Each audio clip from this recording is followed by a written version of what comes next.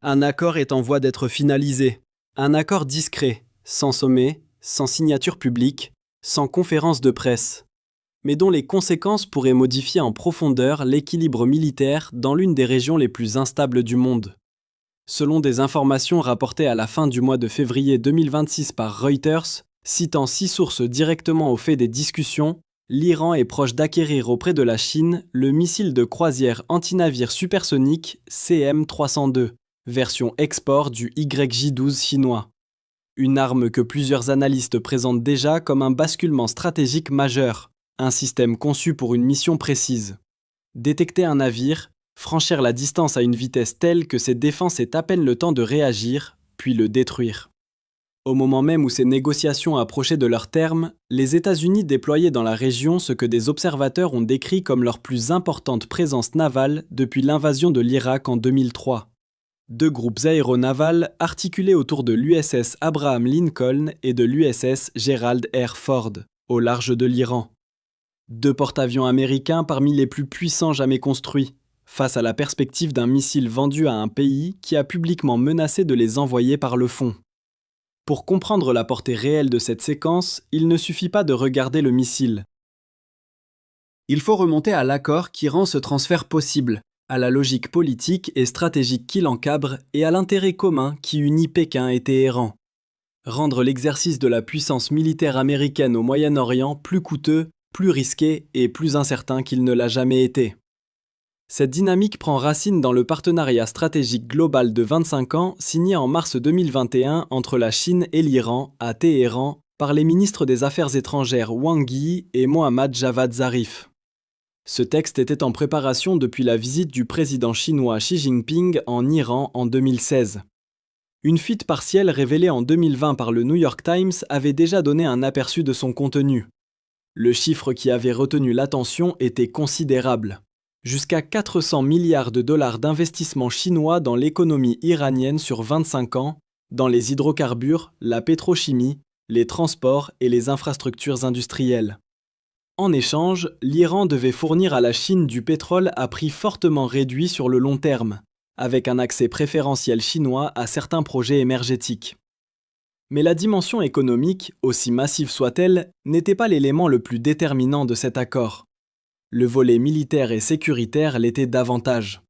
D'après le projet divulgué, le partenariat prévoyait des exercices militaires conjoints, de la formation, de la recherche et du développement d'armements, ainsi qu'un partage de renseignements. Il incluait aussi une coopération dans le cyberespace et un accès au système de navigation satellitaire chinois Beidou, équivalent du GPS, conçu pour fonctionner indépendamment des infrastructures contrôlées par l'Occident et capable d'offrir, y compris dans des environnements de guerre électronique, une précision militaire chiffrée. Pour l'Iran, cet aspect n'avait rien d'abstrait. Lors de la guerre de 12 jours entre Israël et l'Iran en juin 2025, un conflit qui a fortement endommagé des pans entiers de l'infrastructure militaire iranienne, les missiles et drones iraniens qui dépendaient encore du GPS ont été perturbés par les opérations de brouillage menées par les systèmes de guerre électronique américains et israéliens. La précision des frappes en a été affectée. Des salves censées être ciblées sont devenues moins efficaces. La vulnérabilité la plus visible de l'Iran pendant ce conflit n'était pas tant l'absence d'armes que la fragilité de leur guidage. Autrement dit, la capacité des adversaires de Téhéran à interférer avec les signaux de navigation qui alimentaient ces missiles. Au début de l'année 2026, selon ce récit, la Chine avait contribué à corriger cette faiblesse. L'Iran avait officiellement basculé une partie de son architecture de guidage militaire du GPS vers le système Beidou 3. Grâce à ces signaux militaires chiffrés, offrant une précision de l'ordre du centimètre et présentés comme immunisés contre les brouillages occidentaux, Téhéran disposait d'un nouvel outil pour renforcer ses missiles balistiques, ses drones et ses missiles de croisière. Des stations au sol construites depuis plusieurs années pour l'interfaçage avec des systèmes chinois auraient été modernisées afin de soutenir des canaux militaires sécurisés. L'évolution la plus importante n'était donc pas encore le missile lui-même, mais la chaîne de frappe qui permet de l'employer avec assurance. Car un missile sans guidage fiable n'est pas une arme pleinement maîtrisée. C'est un projectile dont la destination reste incertaine. Ce que la Chine aurait donné à l'Iran, à travers Beidou, Ce n'est pas seulement une navigation, mais la garantie accrue que lorsqu'un tir est effectué, l'objectif visé est effectivement atteint. C'est dans ce contexte qu'intervient aujourd'hui le CM302. Commercialisé par le groupe chinois public CASIC, China Aerospace Science and Industry Corporation, ce missile est présenté comme l'un des systèmes anti-navires les plus redoutables au monde. Il s'agit de la version export du YJ-12, un missile supersonique développé à l'origine pour les bombardiers stratégiques H-6K chinois, puis adapté à des configurations côtières et embarquées. Selon les éléments cités dans le texte source, le CM302 emporte une charge militaire pouvant atteindre 500 kg, avec une portée d'environ 290 km, soit près de 180 miles. Il peut être lancé depuis un navire, un avion ou une plateforme terrestre mobile, et il est également susceptible d'atteindre des objectifs à terre. Une variante de la même famille équipe déjà la marine pakistanaise. Ce qui rend toutefois le CM302 particulièrement dangereux pour les bâtiments de surface ne tient pas seulement à sa portée ou à sa charge explosive. Le point crucial réside dans son profil de vol et dans sa phase terminale. Le missile progresse d'abord à vitesse subsonique durant l'essentiel de son approche, en rasant la mer à très basse altitude, de manière à réduire au maximum son exposition au radar embarqué des bâtiments visés. Puis, dans la phase terminale, lorsqu'il franchit l'horizon radar de sa cible, il accélère brutalement à plus de Mach 2, avec des estimations qui, selon les versions ou les plateformes, montent jusqu'à Mach 3 voire Mach 4. À de telles vitesses, la fenêtre de réaction du navire attaqué se réduit de façon drastique. Le temps entre la détection et l'impact ne se compte plus en minutes, mais en secondes. Et pendant ces quelques secondes, le système de combat du bâtiment, son équipage et ses intercepteurs doivent identifier, suivre, classer, puis engager une cible effectuant éventuellement des manœuvres d'évitement à une vitesse fulgurante. Reuters a cité Dani Citrinovich, ancien officier du renseignement israélien et chercheur senior sur l'Iran à l'Institut israélien d'études de sécurité nationale, pour qui ces missiles sont très difficiles à intercepter. Il a estimé qu'il s'agirait d'un changement complet de la donne si l'Iran se dotait d'une capacité supersonique pour frapper des navires dans la région. Peter Ressman, chercheur senior au Stockholm International Peace Research Institute, a pour sa part décrit l'achat du CM302 comme une amélioration significative d'un arsenal iranien affaibli par la guerre de l'année précédente. Ce sont là des analyses issues de milieux spécialisés dans l'évaluation des menaces régionales et internationales, et leur convergence souligne la gravité du dossier. Les négociations autour du CM302 auraient commencé au moins 2 ans plus tôt. Elles se seraient nettement accélérées après la guerre de juin 2025 avec Israël, qui a épuisé une partie des stocks de missiles iraniens et mis en lumière des lacunes capacitaires. Les discussions seraient entrées dans leur phase finale durant l'été et l'automne 2025, jusqu'à une visite en Chine du vice-ministre iranien de la Défense, Massoud Oraï, mentionné comme un élément jusque-là non rendu public. À la fin du mois de février 2026, l'accord était décrit comme proche d'aboutir, sans calendrier de livraison officiellement confirmé. L'Iran serait également en pourparlers pour d'autres systèmes chinois, des missiles sol-air, des systèmes portables de défense aérienne, ainsi que des armes antibalistiques et antisatellites. Officiellement, Pékin a déclaré ne pas avoir connaissance de ces négociations. La Maison-Blanche, elle, a refusé de commenter directement les discussions lorsqu'elle a été interrogée par Reuters. Dans ce type de dossier, l'absence de confirmation publique n'invalide pas forcément la réalité des tractations. Elle peut aussi refléter la prudence diplomatique de parties qui ne souhaitent pas être contraintes trop tôt à une position formelle. Ce qui ne fait guère de doute, en revanche, c'est la trajectoire générale du rapprochement sino-iranien. Bien avant que le nom du CM302 n'apparaisse dans le débat public, la Chine consolidait déjà, selon cette analyse, les capacités de ciblage et d'acquisition de renseignements de l'Iran. En avril 2025, le département d'État américain avait sanctionné l'entreprise chinoise Changguang Satellite Technology, société commerciale exploitant la constellation Jilin, la plus grande constellation satellitaire commerciale chinoise en orbite. Motif avancé, la fourniture d'imagerie à haute résolution aux rebelles houthis soutenus par l'Iran au Yémen, pour faciliter des attaques contre le trafic maritime commercial et contre des bâtiments de l'US Navy en mer Rouge. Selon la publication Mana Defense Intelligence Digest du Hudson Institute, les gardiens de la révolution iranien avaient également développé des liens avec Changwang et avec Minospace Technology afin d'obtenir un appui de renseignement, de surveillance et de reconnaissance depuis l'espace. Les deux sociétés sont décrites comme ayant des liens documentés avec l'Armée populaire de libération. En échange de ce soutien informationnel, les Houthis auraient épargné les navires chinois dans leurs attaques contre la navigation régionale. Les données recueillies dans l'autre sens, c'est-à-dire les performances en temps réel des opérations navales américaines face aux missiles et drones iraniens, auraient ensuite nourri la réflexion militaire chinoise en vue de futures confrontations éventuelles. Derrière la possible vente du CM302, il y a donc toute une architecture. Satellites, navigation, cybersystèmes, transfert technologique à double usage, soutien à des réseaux de supplétifs. Dans cette logique, l'Iran n'apparaît plus seulement comme un État sous sanctions et relativement isolé, mais comme une pièce avancée dans une compétition stratégique plus large entre la Chine et les États-Unis. L'analyse insiste également sur le cadre juridique chinois. L'article 7 de la loi chinoise sur le renseignement national impose à l'ensemble des organisations et citoyens chinois de soutenir, assister et coopérer avec le travail des services de renseignement de l'État. Autrement dit, des entreprises technologiques chinoises opérant en Iran, qu'il s'agisse d'infrastructures 5G, de systèmes de surveillance ou de connectivité satellitaire, ne peuvent légalement opposer un refus au gouvernement chinois si celui-ci exige un accès aux données.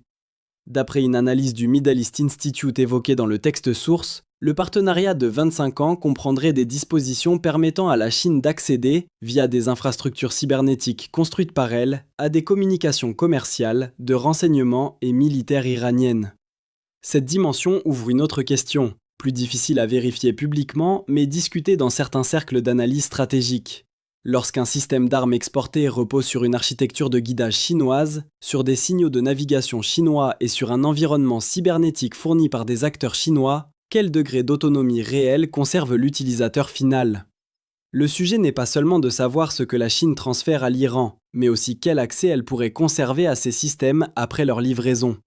Le CM302, en tant que version export du YJ12, diffère très probablement de la version domestique chinoise selon des paramètres qui ne sont pas rendus publics. Ken Kassapoglu, du Hudson Institute, mentionnait dans un rapport de septembre 2025 la fourniture à l'Iran de radars anti-furtivité YLC-8B, ainsi que la continuité du soutien satellitaire chinois à des forces supplétives liées à Téhéran. Le schéma qui se dessine est celui d'une capacité transférée, mais dépendante d'un soutien technique et infrastructurel chinois continu.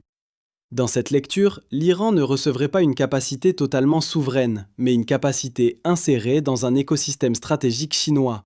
Autrement dit, un levier que Pékin partage sans jamais en abandonner complètement la maîtrise. Du point de vue de Pékin, cette approche répond à une logique précise. La Chine ne souhaite pas un Iran nucléaire, dominant régionalement et devenu imprévisible. Elle ne souhaite pas non plus une fermeture du détroit d'Ormuz, par lequel transite une part importante de ses importations pétrolières. Elle ne souhaite pas davantage une guerre régionale de grande ampleur qui déstabiliserait ses approvisionnements énergétiques et ses investissements liés aux routes de la soie.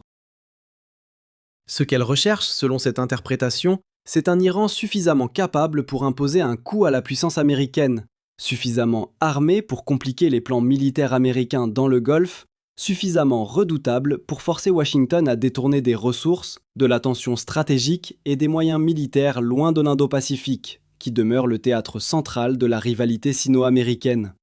À cet égard, une éventuelle vente du CM302 sert un objectif très clair, accroître le niveau de menace pesant sur les groupes aéronavals américains opérant dans le Golfe Persique et dans le Golfe d'Oman, sans que la Chine n'ait attiré elle-même le moindre coup de feu. L'analyse de Chatham House citée dans le texte source décrivait au début de l'année 2026 une stratégie chinoise de long terme. Pékin s'abstiendrait de soutenir trop visiblement l'Iran sur le plan politique, tout en appelant publiquement à la retenue et à des solutions diplomatiques, mais en approfondissant parallèlement une coopération technique et militaire qui modifie concrètement les capacités iraniennes. La Chine se poserait ainsi comme partenaire indispensable, sans assumer l'exposition politique d'une alliance militaire formelle. Le théâtre géographique de cette confrontation est essentiel. Le détroit d'Ormuz mesure environ 33 km de large dans son passage navigable le plus étroit. Près d'un cinquième du pétrole transporté par voie maritime dans le monde y transite. L'Arabie Saoudite, les Émirats Arabes Unis, le Koweït, l'Irak dépendent tous du maintien de l'ouverture de ce passage pour exporter l'essentiel de leurs revenus.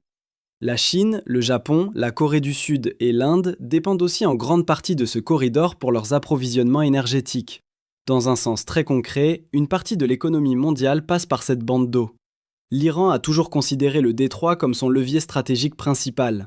Non pas parce qu'il aurait intérêt à le fermer au moindre affrontement, mais parce que la menace crédible de perturber ou de fermer ce passage suffit à faire comprendre au monde entier que toute confrontation avec Téhéran comporte le risque d'une crise énergétique globale.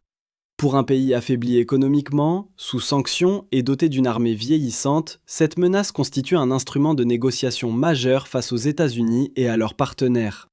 Dans ce cadre, les missiles antinavires ne sont pas seulement des armes, ce sont des instruments de coercition. Chaque amélioration de la capacité iranienne à menacer les navires dans le Golfe et à l'approche du détroit élargit le périmètre de cette pression et augmente le coût potentiel de toute opération militaire contre l'Iran. Lorsque Téhéran peut menacer non seulement des vedettes rapides ou des pétroliers commerciaux, mais aussi des destroyers américains et des groupes aéronavals qui incarnent l'ordre militaire régional, le calcul coût-bénéfice de la confrontation change à Washington. Et ce changement profite à la fois à Téhéran et à Pékin. La Chine importe une part importante de son pétrole du Golfe au sens large. L'Iran en fournit une part significative, souvent via des dispositifs contournant les circuits officiels des sanctions. Mais au-delà de l'Iran, Pékin a noué des relations énergétiques et commerciales profondes avec l'Arabie Saoudite, les Émirats et l'Irak. Une fermeture effective du détroit d'Ormuz porterait donc atteinte aux intérêts chinois. Pékin n'a pas besoin que le détroit soit fermé. Il lui suffit que la menace d'une fermeture reste suffisamment crédible pour obliger les États-Unis à l'intégrer en permanence dans leur planification militaire. Un Iran plus capable, assez fort pour menacer les porte-avions américains sans aller jusqu'à bloquer totalement le trafic, sert cet objectif avec précision. Il y a aussi dans cette logique un bénéfice global pour la Chine qui dépasse largement le Golfe. Chaque groupe aéronaval américain mobilisé au Moyen-Orient, chaque destroyer Aegis, chaque escadron de F-35, chaque batterie patriote engagée pour contenir l'Iran, sont autant de moyens indisponibles ailleurs, notamment dans le Pacifique. L'armée américaine est puissante et très financée, mais ses ressources ne sont pas illimitées. La tension stratégique, la disponibilité des unités, l'entretien des matériels, les stocks de munitions et la capacité de planification ont des limites. Une confrontation durable dans le Golfe, consommatrice de présence navale, d'armement, d'usure technique et d'énergie diplomatique, réduit mécaniquement la marge d'action américaine face à Taïwan, en mer de Chine méridionale, le long de la première chaîne d'îles ou dans l'ensemble du dispositif de dissuasion que la Chine cherche à remodeler. Présenté ainsi, l'accord sur le CM302 ne concerne pas seulement le Golfe. Il s'inscrit aussi dans la rivalité du Pacifique. Pékin n'a pas besoin que l'Iran gagne une guerre. Il lui suffit que l'Iran rende la présence américaine assez coûteuse pour empêcher Washington de concentrer ses moyens comme il le souhaiterait.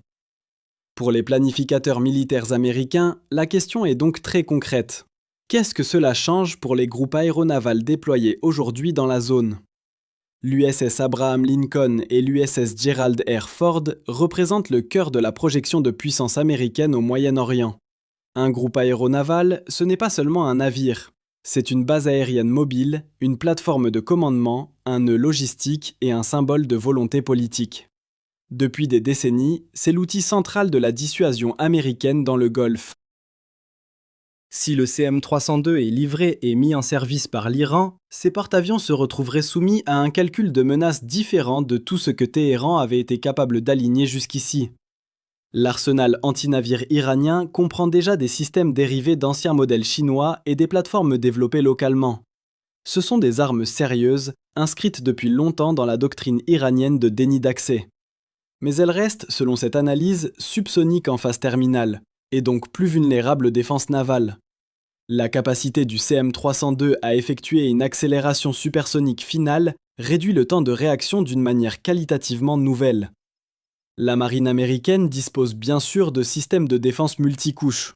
Les intercepteurs standards intégrés au système de combat Aegis, notamment dans leurs variantes SM-3 et SM-6, font partie de ces défenses. La doctrine américaine travaille depuis des années sur les environnements de déni d'accès, précisément parce que la Chine en a fait un pilier de sa propre stratégie dans le Pacifique. Mais dans un engagement réel, l'efficacité dépend du temps de détection, de la qualité du suivi de cible, des conditions de guerre électronique et du volume total des menaces lancées simultanément. Un missile qui arrive à vitesse supersonique en rasant la mer après une approche prolongée à basse altitude présente une géométrie d'interception beaucoup plus difficile qu'une arme plus lente. Et surtout, ce missile ne viendrait pas seul. La doctrine iranienne repose depuis longtemps sur la saturation, mêler missiles de croisière, missiles balistiques, drones et vedettes rapides dans des attaques multi-axes destinées non pas à dépasser isolément les défenses américaines, mais à les saturer. Le CM302 apporterait à ce schéma sa composante supersonique, celle qui manquait jusqu'à présent. Plusieurs inconnus demeurent. On ignore si la Chine ira jusqu'au bout du transfert, compte tenu de la tension régionale et de la réactivation des mécanismes internationaux de restriction sur les armes, notamment via le mécanisme dit de snapback, rétabli au sein du cadre onusien à l'automne 2025. On ignore aussi si l'accord résistera au climat militaire du moment, alors qu'à la fin février 2026, la confrontation avait déjà été aggravée par des frappes aériennes conjointes américano-israéliennes sur des infrastructures nucléaires et militaires iraniennes, dans le prolongement de la guerre de 12 jours. Autre incertitude, les performances réelles de la version export du CM302. Comme souvent dans les exportations d'armement, la version vendue à l'étranger peut être dégradée par rapport à celle que le pays fournisseur réserve à ses propres forces. Chatham House soulignait d'ailleurs au début de 2026 qu'il convenait de traiter avec prudence les informations sur la vente à l'Iran de systèmes chinois avancés, qu'il s'agisse de défense aérienne, de chasseurs ou de missiles anti-navires supersoniques. La Chine n'a pas confirmé la vente du CM302 et l'Iran a lui-même intérêt à mettre en avant la profondeur de sa relation avec Pékin afin de renforcer l'effet dissuasif recherché. En réalité, la seule rumeur crédible d'un tel transfert produit déjà des effets. Si les planificateurs navals américains doivent intégrer l'hypothèse de CM302 iranien dans leur scénario, une partie de l'effet dissuasif existe avant même la livraison du premier missile. C'est le principe même de la dissuasion par l'ambiguïté. Et c'est ainsi, selon le texte, que la coopération militaire sino-iranienne a été construite, par couches successives de relations avérées, de capacités plausibles et d'incertitudes soigneusement entretenues sur ce qui a été transféré, intégré ou réellement rendu opérationnel. Cette ambiguïté n'est pas nécessairement un échec du renseignement. Elle peut être le produit d'une politique de l'opacité stratégique au service des deux partenaires. Ce qui, en revanche, apparaît clairement, c'est le changement structurel représenté par la relation entre la Chine et l'Iran dans le calcul américain du risque dans le Golfe. Pendant des décennies, la supériorité militaire américaine dans la région n'était pas seulement une réalité matérielle, c'était une certitude politique. Les alliés comme les adversaires réglaient leur comportement sur cette évidence. Le groupe aéronaval n'était pas seulement une plateforme d'armes, c'était la démonstration visible qu'aucun acteur régional n'avait intérêt à affronter militairement les États-Unis. Or, c'est précisément cette certitude que le partenariat de 25 ans vise à éroder.